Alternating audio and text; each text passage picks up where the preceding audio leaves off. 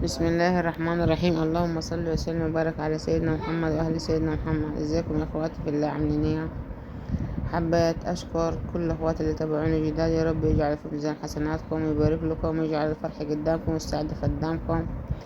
واتمنى كده ان اتمنى انكم تدعوا طلاب تالتة ثانوي يغفروا معاهم ربني، لان دلوقتي الامتحانات شغالي وانهيار بصراحة كده. ربنا يقف معاهم ويكرمهم، وربنا يكفيهم شر التوتر ان شاء الله، لان عايشين في توتر احنا. ان شاء الله يقف مع بنتي ومع كل اللي زيها يا رب، ومع اولاد العالم اجمعين، اولاد وبنات ان شاء الله، ويوفقهم ويجبر بقدرهم جبر يتعجب له اهل السماوات والارض. النهارده قلت اعمل معاكم العيش الشمسي زي ما انتم عارفين. العيش بتاع التومين، دقيق التومين، وهناتي اللهم صل وسلم وبارك على سيدنا محمد وعلى سيدنا محمد.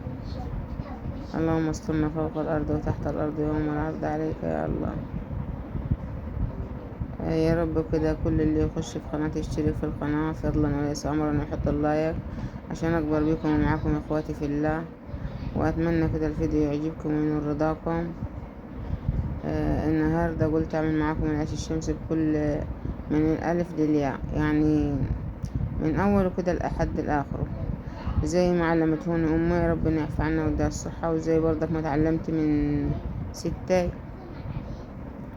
ان طلعت لقيتهم بصراحة امي على نفس العياش، وستي برضو، فتعلمت منهم وعلمتني من برضك اللي يعفى عنها ويديها صحتها، علمتني كل حاجة الحمد لله، اللهم لك الحمد. فالواحد الحمد لله كديته.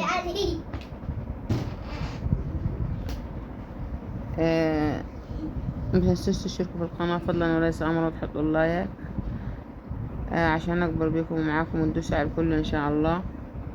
اول حاجة هناك قلنا نحلل الدقايق مع بعض.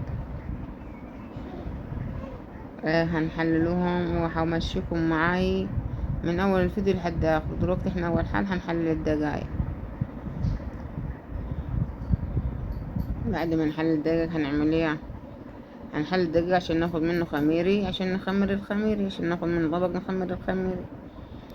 وان شاء الله يا رب كده الفيديو يعجبكم وينور رضاكم ان شاء الله.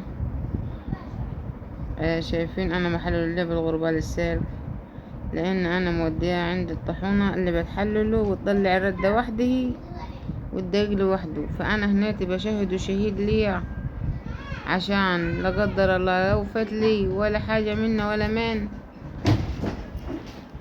ما تبقاش فيه.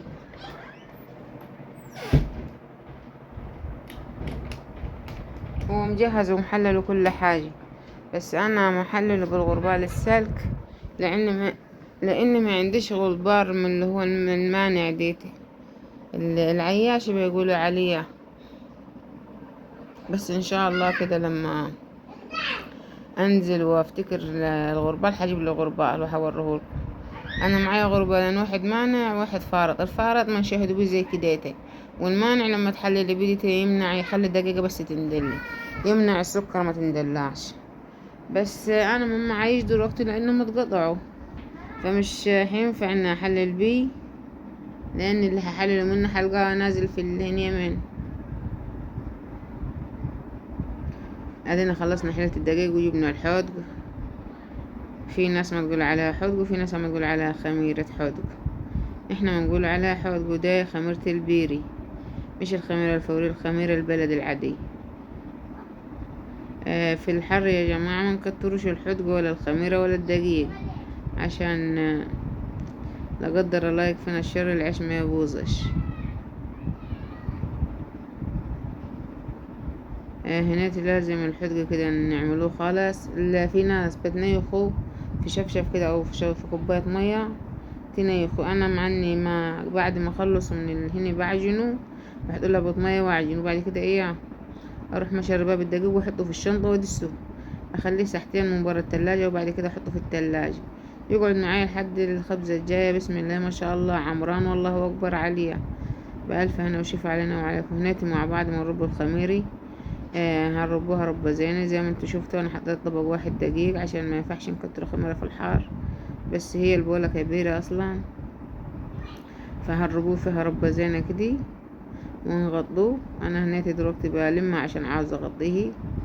شايفين ما شاء الله انا عجنتها عجنة زينة كده، ولازم نغطوها. هنغطوها. هنتي عيالي مع انهم صغيرين فتحوها فخلوها ايه الصينية الدعك. الخميرة خمرات، وهحش شوية دقيق معاكم للعجين بعد لما نجي نقطع العياش. اهم اللي هخليهم مش هكترن زينين. هعمل منهم في العجين ديتا رغيف مثلا، وبعد كده الباقي اعمل منه للحوض. الخميرة هنفضوها وهننضف البولة بعد ما نعملوها بشوية مية، عشان خسارة الدقيق غالي وكل حاجة غلت. هنا انا هغطيها عشان هجيب شوية ملح ادوبهم في كوباية. الملح دي العيش الشمسي لازم تحطوا له ملح عشان ما ينفعش يبقى عادي.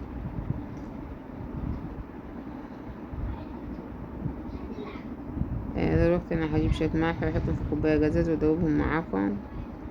شايفين ديت الملح يا جماعة؟ هحطهم في كوباية وادوبهم واحطهم في وانزل عليهم في مية العجين في المجور نفسه يعني اللي انا هعجن فيه. شايفين؟ هقلبهم قلبة زينة كده وانزلهم في الهنا، وكل شوية هحكبهم في البولة واقلبهم عشان لو الملح فيه حاجة كده ولا كده اشوفها في البولة. هناك لازم نحطه للعيش الشمسي الصعيدي، لازم نحطوله ملح عشان ابدا مفيش اي عيش ينفع من غير ملح. زي ما عودتنا مفيش اي عيش ينفع من غير ملح. وهناك راح اشتغل بسم الله الرحمن الرحيم. بسم الله ما شاء الله. الواحد لما يجي يعجن كده لازم يقول بسم الله الرحمن الرحيم. اللهم زد وبارك. بسم الله ما شاء الله. الله اكبر. اللهم صل وسلم وبارك على سيدنا محمد. يعني لازم الواحد يقول كده ويقرا مثلا قل هو الله احد، قل اعوذ برب الفلق، لان لازم العجين كده تزوديه بالقرآن وتحسنيه بالقرآن. وهناك هتيجي العجين معاكم. شايفين ما شاء الله انا بفرض له يدي دي عشان هجيب له شوية مية. لازم العيش الشمسي يتملك على اقل ساعة. كتب اللي يقولك 10 دقايق وربع ساعة و5 دقايق، لا، انا اتعودت ان عيشي اما ياخد معايا مليك ساعة. لو كانوا مثلا 15 رغيف ولا 17 رغيف ولا 20 رغيف اما ياخدوا نص ساعة مليك، لان كل ما العجين يكتر كل ما المليك يزيد. ما ينفعش تملكيه قليل، لا، العيش لو ما تملكش ما يبقى ملهوش عادة، استغفر الله العظيم. فلازم تخليه يبقى معاكي كده تاي. بسم الله ما شاء الله مملك مليكة زي الكازر كده، وبألف هنا وشفا علينا وعليكم. والمليك دي الدقيق دي المظلم بتاع التومين، والله كل ما تملكي فيه كل ما بيفتح. وهتشوفوني في الاخر مخليه والدقيق دي يا جماعة من النوع اللي هو بيسيح على المقاس الرغيف يبقى كده. انا عملت ليه خليته ناقص فم، عشان كانت امي تقول لي اللي يحفى عنا ده صحتي نقصيه فم وتمعنى قدام الفرن. واحنا فرننا مش فرن طين. الفرن طين ما شاء الله بتلم، احنا فرننا انبوبة. الانبوبة مش هتلم زي الطين. الطين لما تحميها حمية زينة بالوقيد الحي والوقيد الناعم تطلع حلق بسم الله ما شاء الله. اللهم بارك عليه الرغيف عليه رغيف تاني. وهنا هبتدي انا اشتغل ملكة بعدلهي. شايفين لازم المليك دي يا جماعة، لان العيش الشمسي مش ما ينفع معاه غير المليك. لو ما تملكش ما يبقى كده ملوش عازة ومرخوخ راخ وما يبقى مكبد. ولازم يعني بصراحة ضريت وتعودت ان املك عيش كويس عشان الواحد يعرف ياكل لقمته بنفس. والواحد الحمد لله طالما في صحته وفي حيله يملك ملكة بعدله. ولازم برضك تخليه نس كويس برضو. شايفين ما شاء الله انا شغالة فيه، ما اخد ودي فيه مليك ما اخد ودي فيه على طول كده. عشان يبقى ايه، يبقى مملك. والله اكبر عليه، بسم الله ما شاء الله، اللهم بارك. هنا لازم تملك زي ما انا قلت لك، كويس كويس خالص كده.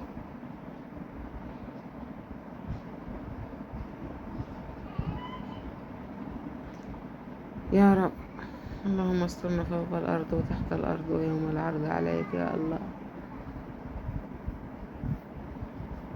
اللهم صل وسلم وبارك على سيدنا محمد واهل سيدنا محمد.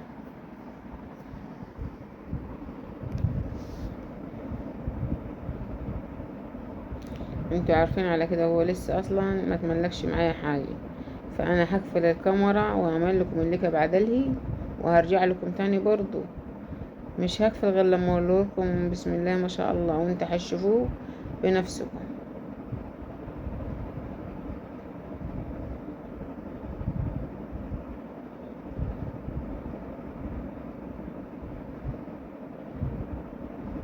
هنا اشتغلنا في المليك الجادة، وشايفين ما شاء الله العجينة بقتية، شايفين بسم الله ما شاء الله، اللهم بارك.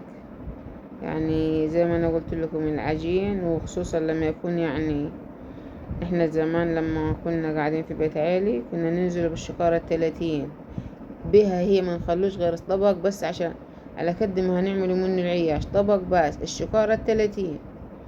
فالحمد لله يعني دلوقتي انا بقيت انا وعيالي بس وجوزي، احنا اسرة مكونة من 8 انفار، يعني 8 افراد، الاب والام و5 بنات وولد، ربنا يخليهم ويحفظهم لي يا رب، ويعلمهم ان شاء الله التعليم العالي. شايفين ما شاء الله انا هنيت ايه، خلصت من الليل وراح اختم معاكم. شايفين بسم الله ما شاء الله العجين عامليه في المجور، بألف هنا وشفا علينا وعليكم. لان انا زي ما قلت لكم في اول الفيديو، العيش دي سياح، الدقيق دي سياح، فلازم انا اخليه ناقص فوم عشان ايه يطلع بسم الله ما شاء الله.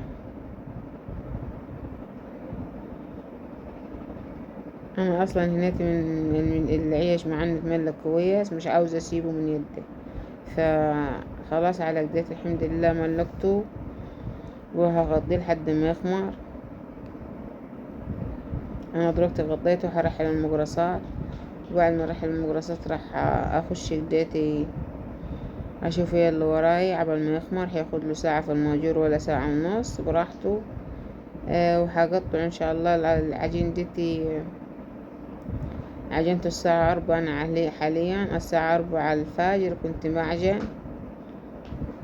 وخلصت الحمد لله 4 عقدتي يعني انا ابتديت عجين من 3 4 الا حاجة، خلصت 4 وحاجة الحمد لله. وهنيتي مراحل المجرس معاكم، في ناس ما تقول لا تتكلم، وناس ما تقول لا رحلي. انا هنيتي خلصت رحيل والعيش خمر، وهوريهولكم ادينا هنشتغلوا في قطيع. بسم الله ما شاء الله، اللهم بارك.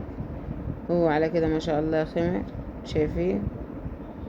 وهقطع معاكم دلوقتي العياش، فمعلش يمكن التصوير يكون ظالم ولا حاجة، عشان بنتي الصغيرة هي اللي بتصور لي، فمش عارفة والله. قلت لها تعالي صوري، مش عارفة هتعرف تصور لي ولا. شايفين ما تحرك لي التليفون على الدقيق عشان توريهولكم، شايفين. بسم الله ما شاء الله، اللهم بارك. يا رب خلي كل أم، خلي لها أولادها وخلي لها بناتها وخلي لها صاحب بيتي. ولو وصلتوا معايا لحد هنا ما تنسوش تشتركوا في القناة فضلا وليس أمرا، وتسمعوا الفيديو لحد الآخر، وتدوسوا على الكل عشان يوصلكم كل جديد من قناة مطبخ الطيبين واحد.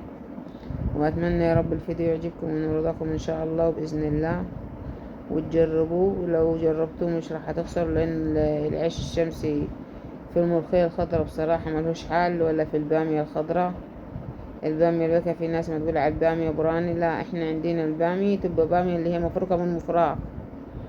وبألف هنا وشفا علينا وعليكم يا رب. كده الفيديو يعجبكم ويرضاكم. هناك انا مدبدب معاكم العياش، مدبه يعني عشان خلاص هحطه تحت المروحة عشان يخمر. وان شاء الله كداتي بعد ما اخلصه بعد كده هوريهولكم. شايفين لازم ندبوه كداتي نخلوه كدي. ايوه بنتي راح تاخده تحوله عند جنبي، يعني في نفس الكبرتين اللي انا فرطها دي عشان السجادة ما تدعكش. ايه الكبرتين اللي انتوا شايفين انا فرطها عشان السجادة ما تدعكش. عشان مش مظل يعيش بالشمس.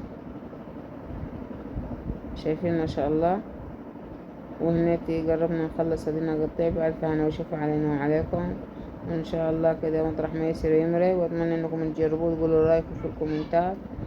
وهناك يخلص الماجور بسم الله ما شاء الله. والحدق الرغيف دي هنعمله حنون صغير، وبعد كده هنعمل الحدق مع بعضين وهوريهولكم انا مفرك الماجور. شايفين دي العيش بكتي ما هوريهولكم اللي يبارك لي ويكرمها ان شاء الله.